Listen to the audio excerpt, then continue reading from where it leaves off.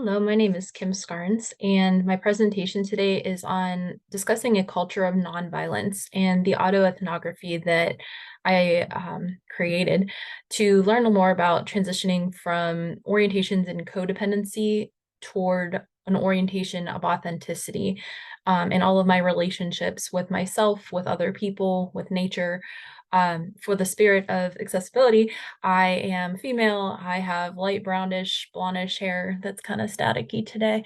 And my background on my screen is blurry, but it is of my office. I have three dogs in the room with me who are scratching and snoring and panting. And so that might be some background noise, as well as some bugs and birds out an open window behind me.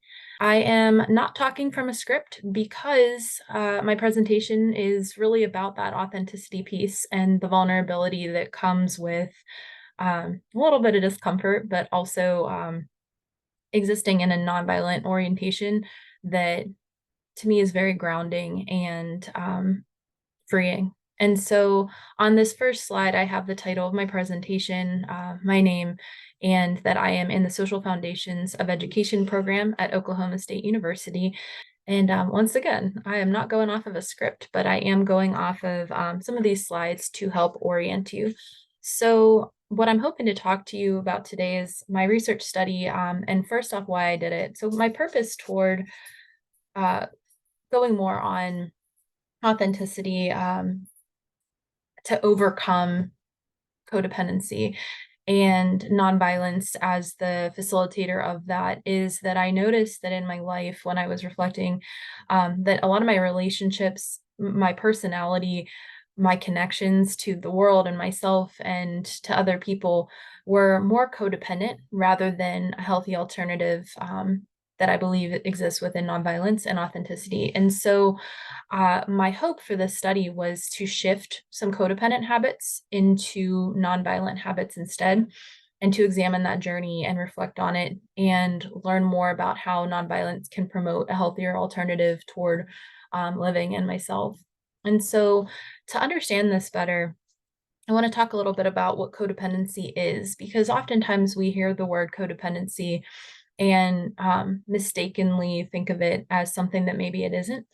It is often associated with alcoholism, people who may enable an alcoholic, but it's not just that. It's evolved over time to also include um, relationships with people who may have serious illnesses or behavior problems or are destructive. Might be a relationship with people who are troubled, needy, dependent.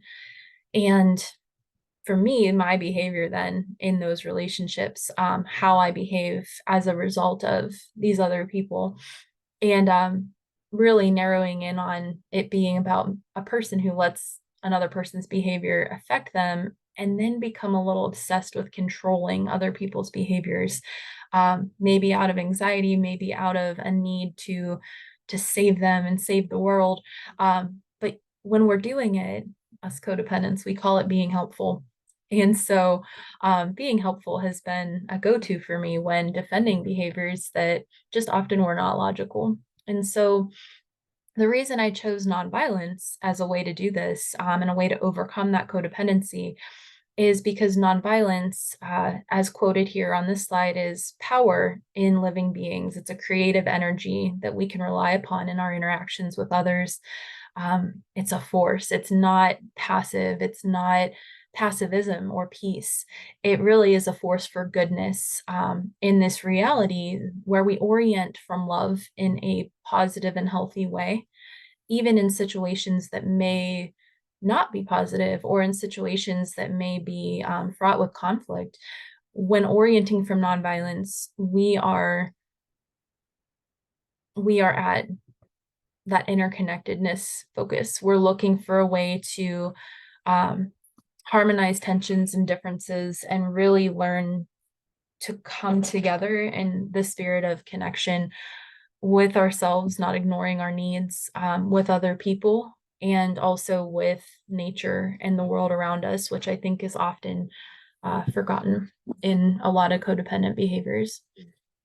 So to do this research, I engaged in autoethnography, and I wanted to understand what practices I can engage in to center more in an inner peace through nonviolence so that I could connect peacefully and authentically with others and with nature, as well as things that I might need to unlearn and examine through metacognition, reflection, and open understanding so that I could relearn and transition from being in a codependent minded relationship with myself and others in nature to authentic relationships and embracing that vulnerability and any discomfort that might come along with that.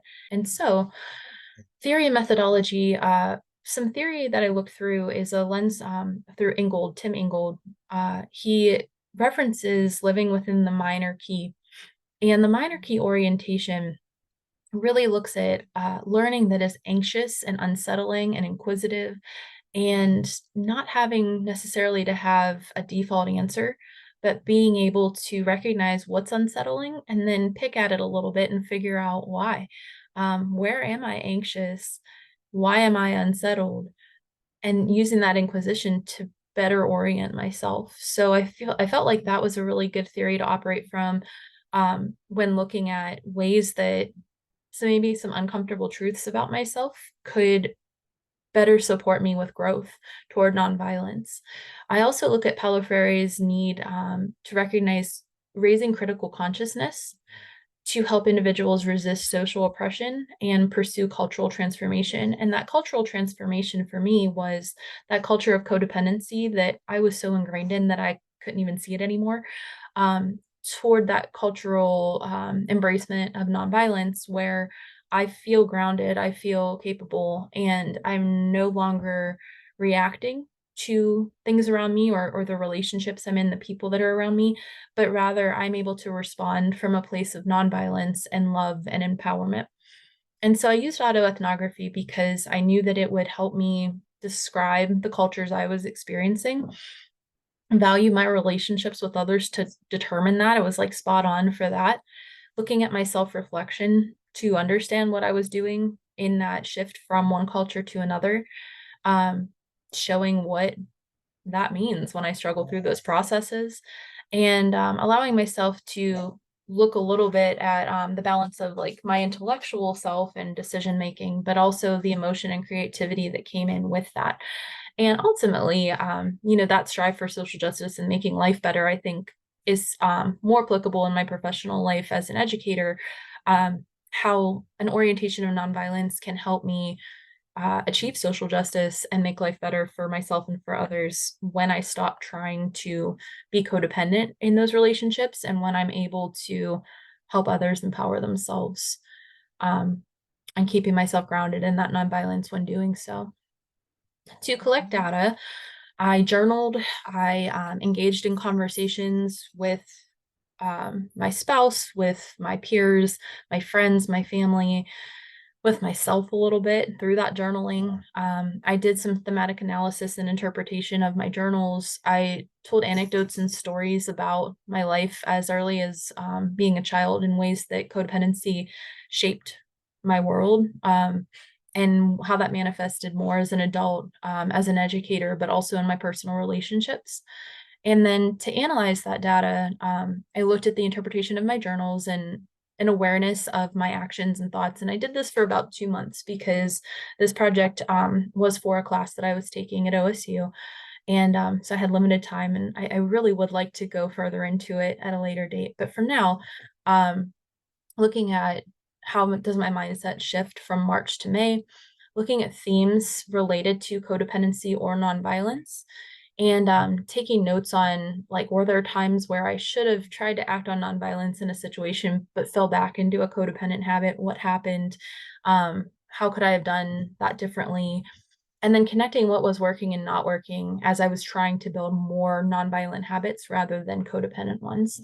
And so, in doing that, some of my findings relied upon two themes, and one of them was that of caretaking, the other one was that of controlling. And these are both aspects um, of codependency that are very common. And so to caretake is to feel forced to help a person solve a problem, giving unwanted advice, rapid fire suggestions, fixing people's feelings, um, this was something I was in all the time. I did it with students, I did it with my students' parents, I did it with my family, my friends. If somebody had a problem and they wanted um, to talk about it, maybe they just wanted to feel validated, they wanted to feel heard and loved and understood.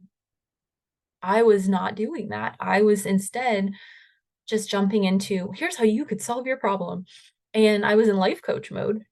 And so with the caretaking aspect, this is nice whenever it has boundaries, but and when it's like from a nonviolent orientation. But when I didn't have that, the aspect rooted in Martin Luther King Jr.'s Kingian nonviolence would really take me into understanding my reaction to help as an internal violence of spirit, because feeling compelled to help in a way that may take away from my own peace isn't very helpful, because it can cause resentments and it can also perpetuate an emotional violence toward others when I'm trying to be codependent and fix, rather than having an inner peace and understanding of people without having to try to fix their situations, like being able to just um, love them is a lot better than trying to fix them whenever, especially there are things that they might need to fix for themselves, and me fixing it for them won't empower them, it'll further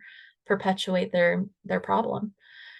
Another finding was in controlling, which directly relates to that caretaking. It's being afraid to let other people be who they are and being afraid to allow events to happen naturally. And mostly that comes out of my anxiety of feeling like I want to protect others. I'm afraid of what will happen when I let go of control of situations. Um, but really, that was stifling my relationships. And so being able to just flow with what's going on around me instead of worrying about future outcomes alleviated a burden I was carrying that I didn't acknowledge until I began doing this research. And I learned the phrase, let people be who they are, because that helped me detach with love from the emotions that weren't even my emotions, the stressors that weren't even my stressors. Other people's stress, other people's anxiety was coming into my life, and I was trying to control it by fixing because of my caretaking. Um, when really I could just validate and be part of people's lives and accept them for who they are instead of trying to change them because I could see them being better. That wasn't my role.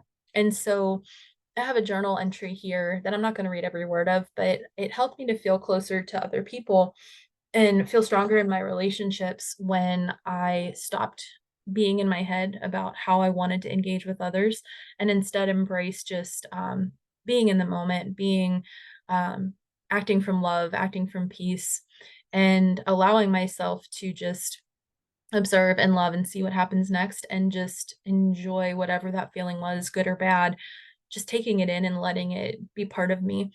And a lot of that came into my capability because of that nonviolence grounding in mindfulness and connections with nature and observation and just breathing and letting go of the need to control other people.